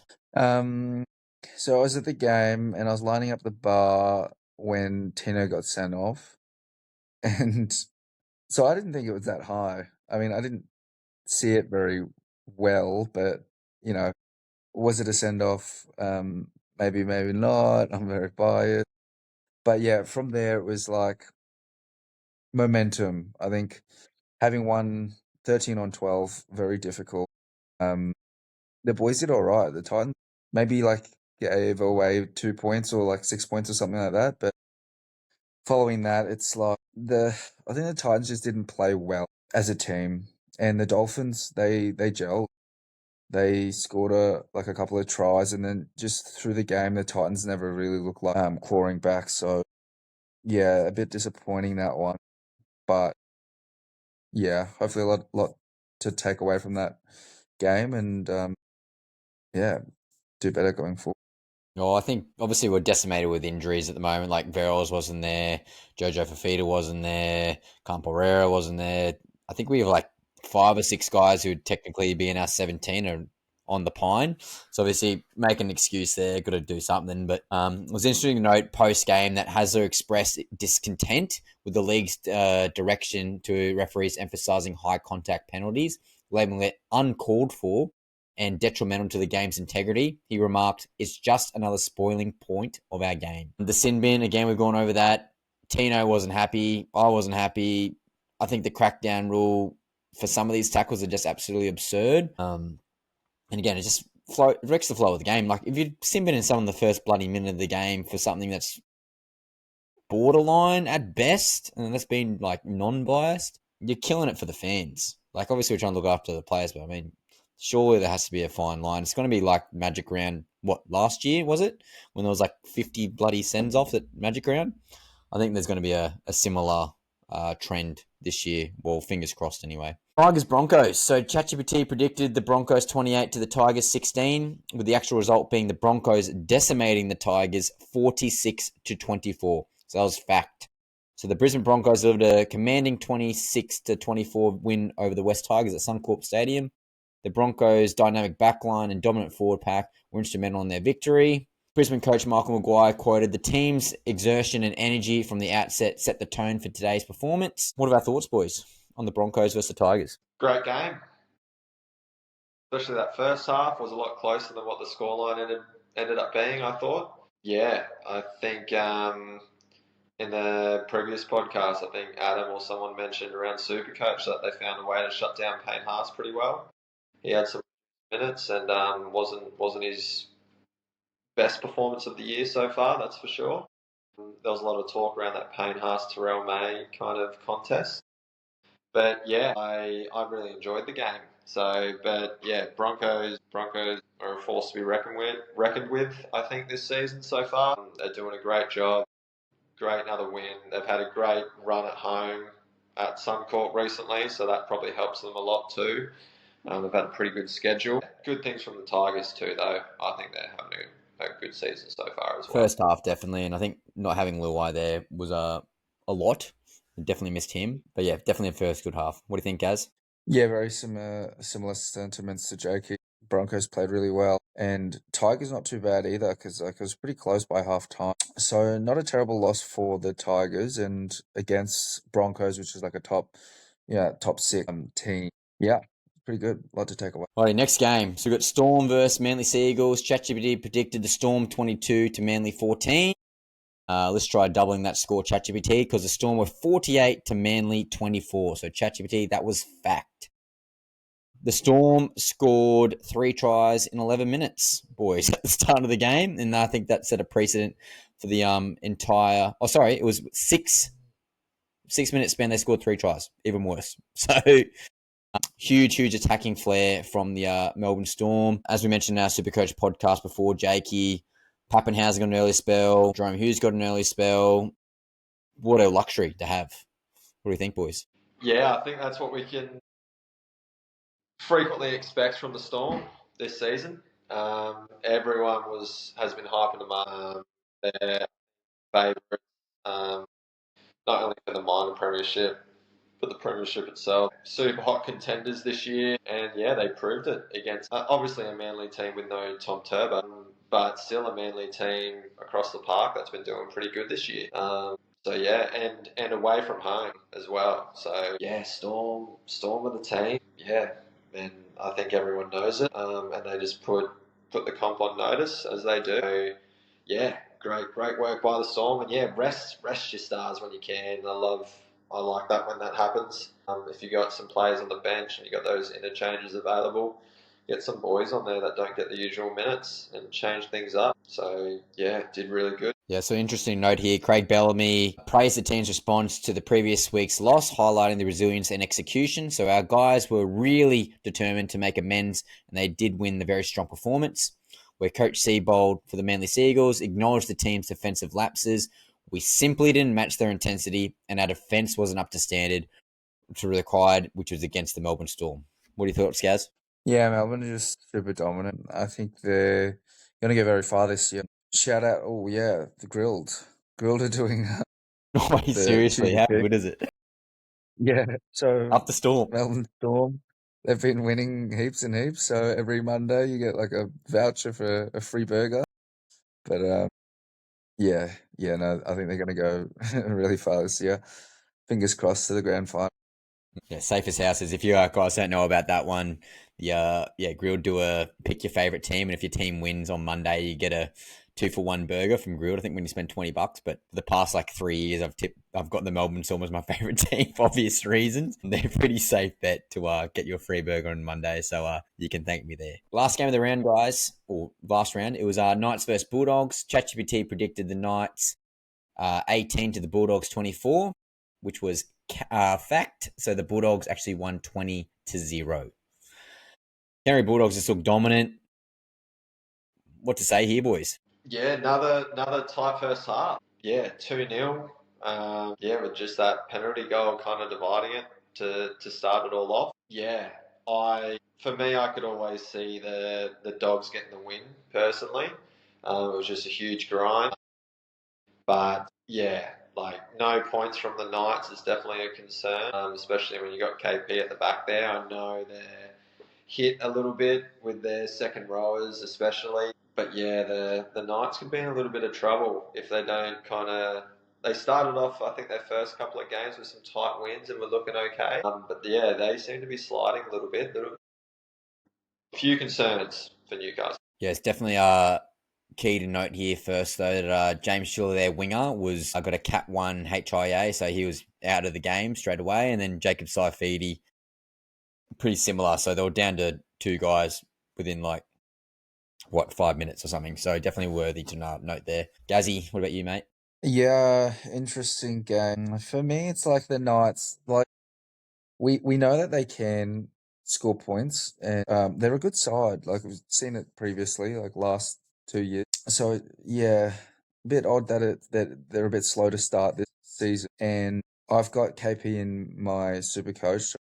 Would love for him to do a little bit more. Second that one, brother. Yeah, I'm thinking about trading him. I'm not sure. Might stick with him. Because I feel like it'd be a rage trade. But So I just got some coaches' comments here post game. So Cameron Serraldo expressed the satisfaction with the team's depth, noting the impending return of key players Matt Burton and Villiam Kickout for their upcoming match in round 7. The guys have got the bye in round 6. He acknowledged the tough selection decisions ahead due to the squad's strong performances. Jake, you mentioned before, Bailey Hayward's been absolutely killing it. Stephen Crichton made a killer blow to his shoulder in the 32nd minute, but he continued to play it again, showing that defensive leadership and that vigor that he has on the field. And it's why he's their captain. But the biggest note is, this is a stat that I found. This victory marks the Bulldogs' first 5-0 start in 32 years, underscoring their strong form at the start of the season.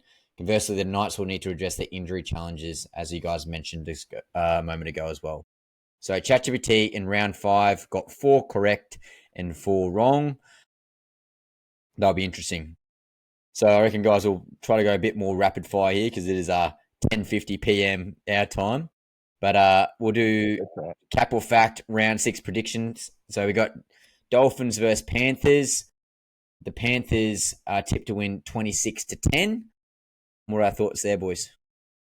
Cap or fact? Fact. That's a fact from me, I think.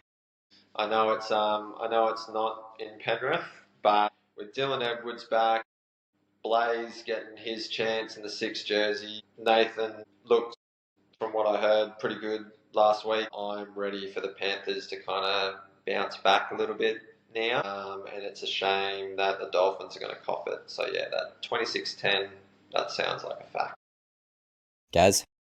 Yeah, same thing. That the fact. Yep, Penrith to win that game.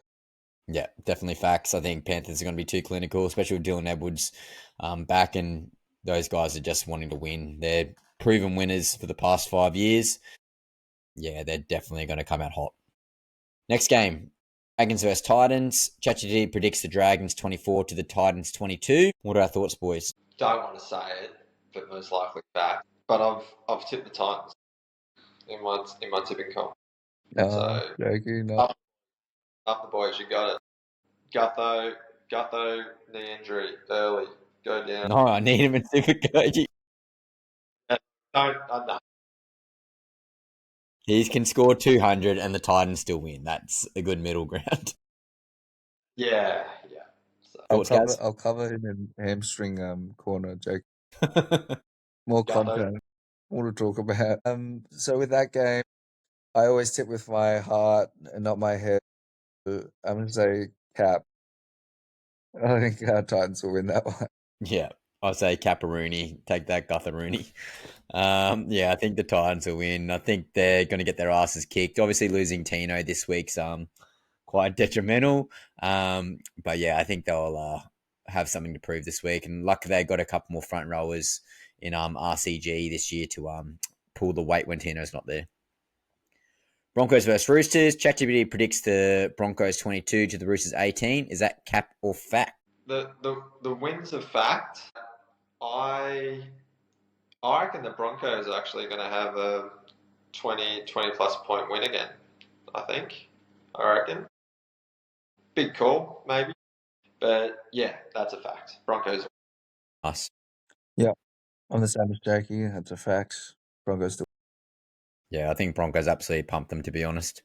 Yeah, I think they're going to beat them by 20 plus points. So, yep, Broncos definitely got them. Sharkies versus the Seagulls. ChatGPT predicts the Sharks 28 to the Manly 20. What do you think, boys? Cap or fact? I'm saying cap.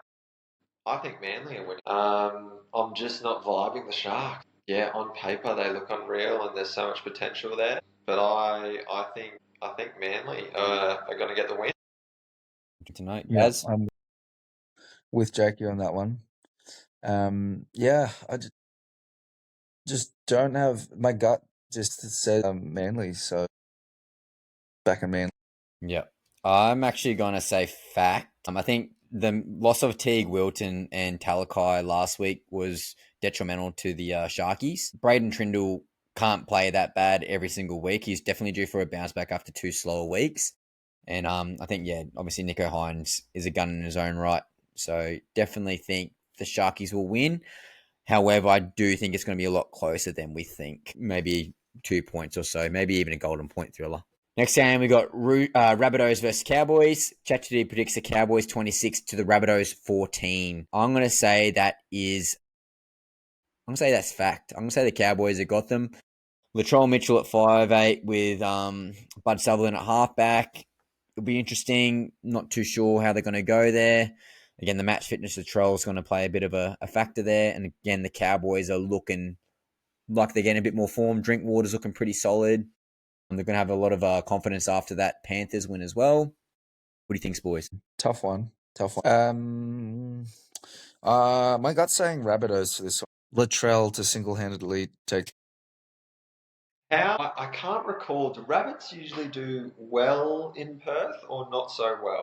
I don't know that stat. That's actually a good point. Because I'm leaning that way. Whatever that answer is, because I swear they don't. They either do well or they don't. I just went for a quick Google and I couldn't find it. So I'm going to back the Cows and say that's a fact. So up the boys. Next game, we got Eels versus Raiders. ChatGPT predicts the Eels 24 to the Raiders 10. So do we think Parramatta can go 2 in a row? I'm going to say cap. I'm going to say Raiders are just too good. The Green Machine are looking red hot or green hot here in this regard. Yeah, they're looking clinical. I'm loving what they're doing. They've got a heap of confidence after last week, especially in that close encounter. What's our thoughts, boys? Yeah, cap. Yeah, Raiders are looking hot. So Yeah, they'll get the. Yeah, I agree.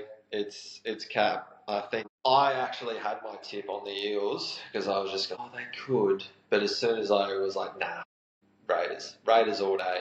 They're winning that for sure. Yeah, I'll be very surprised if Raiders don't win this, but again, who knows? Next game, we got Storm versus Warriors. ChatGPT predicts the Warriors 22 for the Storm 20. I don't see the Warriors upsetting the Storm. It is interesting to note that the Warriors are coming off the bye, so they will be rested. But I tell you what, half the Melbourne Storm got rested last week mid-games. Yeah, that's cap for me. Jake? Yep, cap. Storm win. Gazzy? Yeah, they'll be resting their all their players in the first 3 minutes. Hashtag Luke Metcalf for Jake.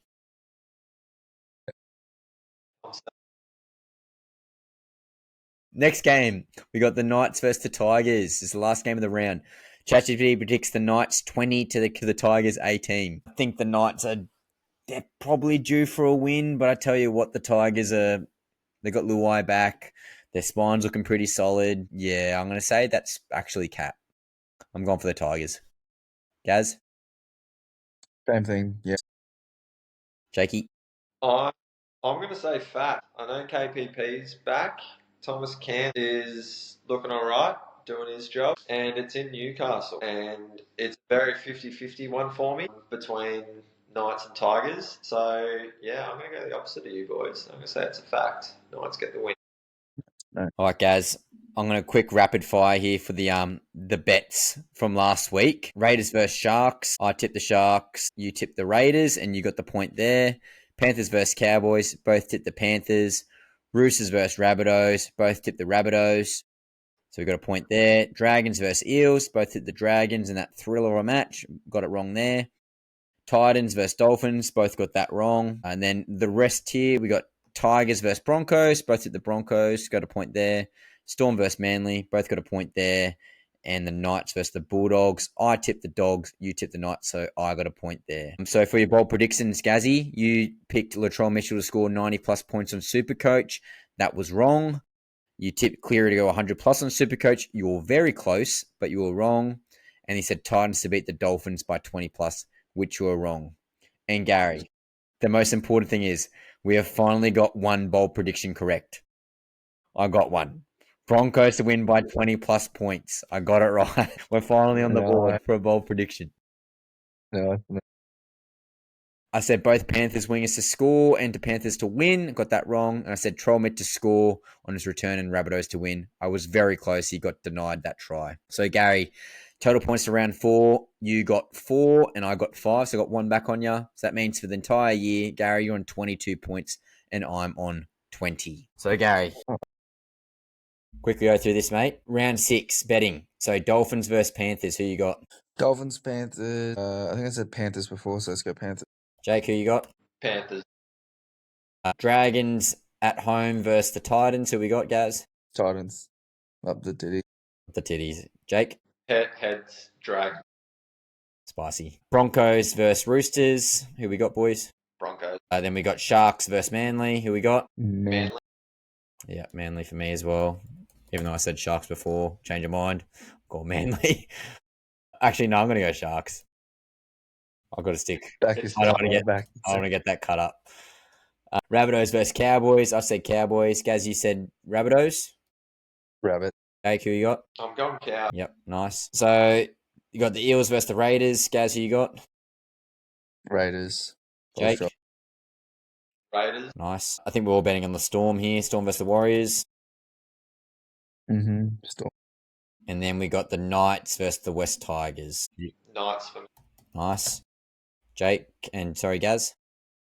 West Tigers. I might make a separate video, guys, like on TikTok or Instagram Reels, for our bold predictions. So keep your eye on that. So sweet. So guys, just to remind you, we've got a brand new segment, completely separate from this podcast. It's directly related to SuperCoach and SuperCoach only. Jakey made an appearance on there, but I got 2 of the my other mates who I play SuperCoach with, and Adam and Andrew. We got another mate, Chris, who's going to be joining in next week. The cast may chop and change each week, but yeah, we'll definitely have a couple of boys on there each week which will be insightful insight for you guys who play SuperCoach. So we'll leave the SuperCoach out of the main podcast for the time being. So the Tinnie Awards for round 5, guys. Got the Hit Stick Award. So this award, again, is the award that is about absolutely hitting someone or making some try-saving tackle. And I gave the Hit Stick Award to Casey McLean this week. Yes, the Panthers lost the game. However, Robert Derby had all the right to get that intercept and run the entire field and score. But Casey McLean had about a 15 to 20 metre disadvantage, and it was great to see him not give up on the chase and get that try saver. So, yeah, the Hit Stick Award this week goes to Casey McLean. The Hidden Gem Award. I've got 2 young eel guns gaining confidence as the team is improving each week. So the Hidden Gem Award is actually going to go to Kartoga and Iongi from the Parramatta Eels. Both cheapies on SuperCoach to look out for as well. But it's good to see Jason Riles, the Parramatta Eels coach, giving them some extra run, particularly why Mitchell Moses isn't back until about right now. The Not So SuperCoach Award.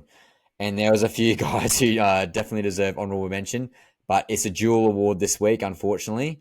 So James Schiller and Jamie Humphreys both got 1 point, obviously not to their own accord. One was a HIA and one was a hamstring injury, but also Cody Walker is an honourable mention with 9 points with his hamstring injury. So if you own Jamie Humphreys, which is actually a decent proportion of you super coaches out there, he's a trade, get him out. You're going to lose some cash there. Got the super coach play the water round. Some absolute awesome scores this week from some outside backs. Grant Anderson scored 3 tries for the Melbourne Storm in that demolition game for the Melbourne against the Manly Sea Eagles. He got 133 points. And we got Cooler from the Manly Sea Eagles in that same game, which is crazy to think about. He's got 131. Okay, would love to see him at fullback. When he had the opportunity last year, he was that good. Yes, Lehigh Pawadi, safe as house, is back at the back there, but I think Cooler just has that extra bit of X factor. What do you guys think about Cooler playing fullback quickly? I really like Lehigh back there. I think there's that talk with DCE leaving, Tommy Turbo going into 6, possibly save his hammies a little bit. Yeah, Cooler does a job back there as well, but I like Cooler. I'm happy with Lehigh in the 1 jersey. Yep. Gazzy? Yeah, I think you can play anywhere in the backs. Be cool him playing theirs. Yeah.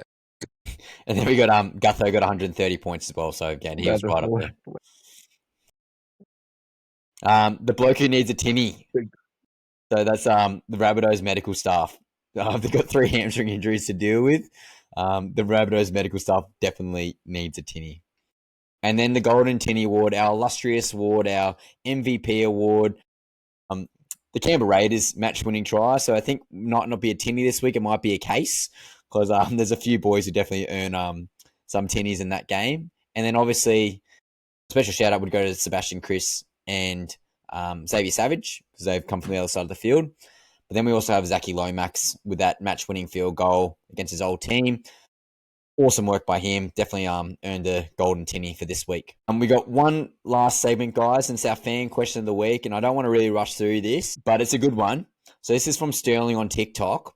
Who is your all-time starting 17? And just a quick few reasons why. Okay. I'm going to rapid fire mine because it is 10 past 11 p.m. Queensland time. So number 1, we got Billy Slater at the back. Okay. He's a gun. Okay.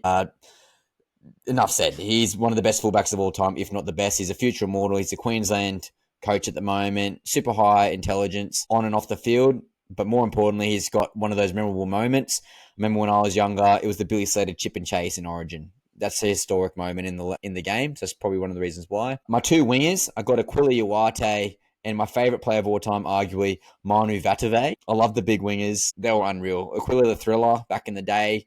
Great speed, try-scoring machine. And then big Manu Vatave. What can I say about him? He was an absolute freak, giving the boys a front row on the wing, essentially. For such a big guy, he was so mobile and fast. Great on the high ball as well. Then I got 2 Queensland greats at centre. I got Greg Inglis and Justin Hodges. And those 2 absolute tackle-busting machines. Greg Inglis, obviously, just unreal athleticism, so fast, can play any position. One of the best of all time. And then obviously Justin Hodges, I loved his ability to break the line, but more, I loved his niggle. Definitely got under people's skin. So this was a tough one here. 6 and 7 can go either way in terms of their positional spot. But I got Sean Johnson at number 6. I loved his flair and athleticism, especially in his earlier days. He played like a touch football player almost. And number 7, I got JT. What can I say? He's an immortal Queenslander. Awesome bloke. He's got that dog. He's killer. JT. In the front row, I've got recency bias here potentially, but I've got Big Payne Haas. I just love watching him play. His work ethic is unreal. And Jared Hargraves.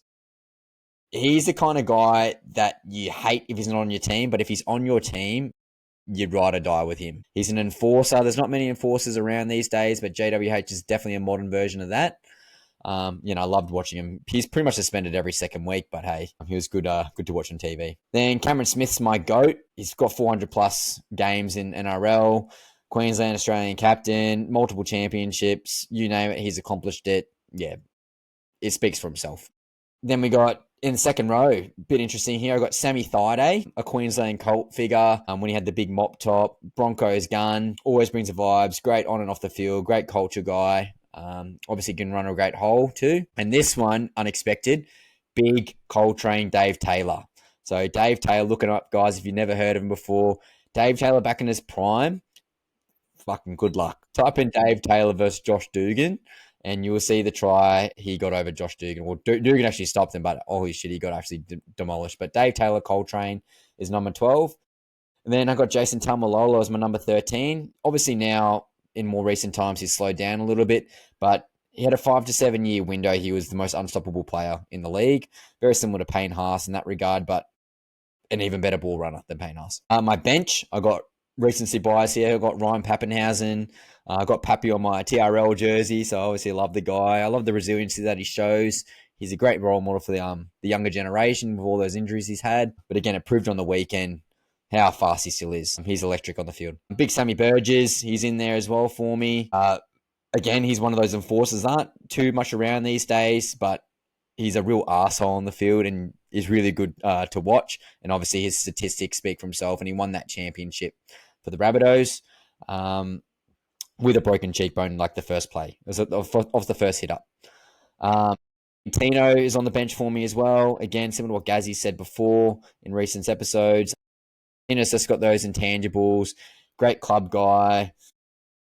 He's an absolute brute of a player. He's a once-in-a-generation type of body type. Yeah, he's awesome. And obviously, I love the Titans. And then my final guy, I got Benji Marshall. Very similar to what I've said with Sean Johnson. He's got that attacking flair.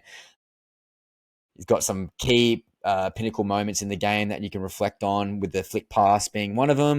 And I think to be an immortal type player or legacy type player, you need to have those moments, and Benji Marshall has many of them. That is my 17. Have you boys got yours available? I'm going to control C and control. We'll get yours later in the week, Gazzy. You got yours, Jakey? I do have mine. Yeah, I definitely needed the prep work for this, mate, because, mate, this top 17 of all time, there were so many ways to approach it. You can look at stats, you can look at career, you can look at your favourite. There's so many different ways, but I kind of base it off players that I can recall on and that I remember growing up and from nowadays. I feel like I have definitely a majority of players that have retired, definitely, who I don't know if we're showing our age gap here, Ryan, going up our list there, mate. So if you don't know any players, mate, just let me know. But yeah, mate, I have the same. Billy Slater in fullback, hands down for me, the man to have there. For my wingers, I have Big Dell, Wendell Sailor. I probably have to actually sub out. I'm sorry to interrupt your segment, Jakey, but I definitely, Akuli Wate's out, Wendell Sailor's in. And Gazzy knows this, Big Dell, back in high school. Big Dell, big red. Yeah, I'm sorry to interrupt you, mate, but yeah, fucking Dell's in for sure. Yeah, centers and wingers, mate, I really struggle with. But I've got a bit of a controversial one because he probably had his highlight moments in the fullback position. But I actually would put Jared Hayne on my other wing. He was on my list. Yeah, mate. He had some fantastic moments in his career. He was an absolute athlete. Now, yeah, centers, to quickly, I guess, jump through it, I had the same with GI. Simple as that. I reckon he's one of the best to ever play. He was an absolute freak. I had so many different players for my second centre position. To be different from your Justin Hodges call, I'm actually going to go with Mark Gasnier. Great player. Yeah, phenomenal player. Yeah, had obviously his career with the Dragons, had obviously a lot of time in the Blues jersey. I can just remember him. Big body, huge palm, that like bit of footwork, those kicks, like little rubber kicks he used to put out. Yeah, great player to watch, Mark Gad. So yeah, I'd have him in the other centre. My six, I'd put JT. I know he's probably at half-back, but I know he had some time in obviously the six jersey, so that I can put Andrew Johns in my seven. Mm-hmm. Yep, so I feel like they speak for themselves. I've actually got Payne Haas as well. Hasn't hit that career yet, obviously, still early days. We don't know what he's going to how his second half is going to look like, but he's phenomenal. I reckon. Cameron Smith, obviously a go. I've got Sam Burgess as well in my 10. Yep, so yeah, absolute weapon. Just some of the hits he used to put on. In my second row, tough, so tough. But I've got Gordon Tallis. And this one, I've got two names here, but I'm only going to give you one because I feel like it's the right thing to do. I'm going to go Nathan Hindmark for my second rower. And same with Locke. Very, very tough again. But to move it, like it should be Jason Tamo. I'm going to say Jason Tamalolo as well. Yeah, in that 13 position. 14, I've got Darren Lockyer. That versatility. Yep. He was on my list too. Absolute weapon for me. I think Darren Lockyer was my favourite player growing up. So yeah, he's in there definitely for me. And it allows me to get Johns and Thurston in there with him at 14. I've actually got petrol 70 cents a litre. Petros. Oh, good. Just that huge body, absolute weapon. I've got Sam Thaiday in my 16. And for my 17, who I guess is I guess a utility in his own sense, but I've got Luke Lewis in my 17 Great jersey. player. I think time goes a bit underrated throughout his time, but yeah, I think what Luke Lewis brought to the game is unreal. So versatile, absolute gun. And yeah, quick spiel. That's the 17. Jake, that's an unreal team. And the Wendell Sailor shout, huge. Big Dell, that good. Gazzy, we'll definitely have to get your top 17 before our next episode. Actually, maybe we'll get yours in the next episode. How about that? Yeah, stay tuned. Well, guys, it has been a massive show. It's been over 2 hours for this one, and we did about 2 hours for the other one. So huge shout out to Jake for being about 4 hours straight of recording. Unreal effort, mate. Really appreciate it. And I'm sure the fans will appreciate your effort too and all your insight. So hopefully we'll get you all definitely on more shows more often, but definitely appreciate your expertise, mate. So thank you again. Nah, thank you, mate. Yeah, it's been fun. It's good to get on, have a yarn, and yeah, I think you boys are doing a great job. So shout out to you both as well. Appreciate you both, and yeah, thanks heaps. Thanks, Jakey.